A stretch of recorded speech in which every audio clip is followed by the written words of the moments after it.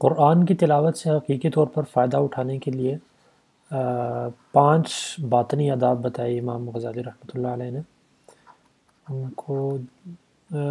پہلا ادب ان میں سے باطنی آداب کے اندر سے یہ ہے کہ قلب کے اندر قرآن کی عظمت ہو، قلب میں قرآن کی عظمت، اور قلب اخلاق رذیلہ سے پاک ہو، یعنی برے اخلاق رذیلہ سے پاک ہو۔ جس طرح اللہ تعالیٰ کی عظمت و جلال دل میں ہو، اسی طرح اس کے کلام کی بھی عظمت دل کے اندر ہونی چاہیے۔ مثلا جب اللہ تعالیٰ کی مختلف مخلوقات یعنی عرش، اللہ کا عرش، اللہ کی کرسی، لوح و قلم، آسمان و زمین، حیوان و انسان، جنات اور نباتات و جمادات کا تصور کیا جاتا ہے تو ضرور یہ خیال دل کے اندر پیدا ہوتا ہے کہ اس عالم کا پیدا کرنے والا وحدہ لا شریک نہایت زبردست اور ایسا برتر ہے کہ اس کی قدرت کی کوئی انتہا نہیں ہے۔ تمام عالم کی بقا اسی کے فضل و کرم پر موقوف ہے۔ ایسے شہنشاہ عالی شان کے فرمان، اس کا فرمان یعنی قرآن مجید کی کیا عظمت و وقت ہوگی، یہ اللہ تعالیٰ کی مخلوقات اور ان تمام اللہ تعالیٰ کی چیزوں کو سوچنے سے دل کے اندر مزید بڑھ جاتی ہے۔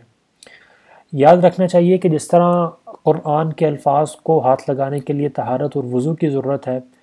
اسی طرح اس کے معنی کو دل میں لانے کے لیے قلب کی طہارت اور تمام اخلاق رذیلہ سے پاک ہونا لازم ہے۔ یعنی پہلی چیز تو یہ ہے قرآن کی عظمت دل کے اندر ہو۔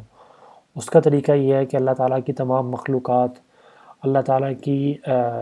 جو عرش ہے، کرسی ہے، اللہ تعالیٰ نے جو چیزیں دنیا کے اندر بنائی، ان تمام کو دل میں لاتے ہوئے اللہ تعالیٰ کی ہیبت کو دل میں لایا جائے، اور اس سے پھر یہ دل کے اندر یہ پیدا کیا جائے کہ اس اللہ کا کلام ہے جس کو میں پکڑ رہا ہوں ابھی۔ اور دوسری چیز یہ ہے کہ جس طرح ظاہری طور پر وضو اور پاک ہونا ضروری ہے، اسی طرح اگر دل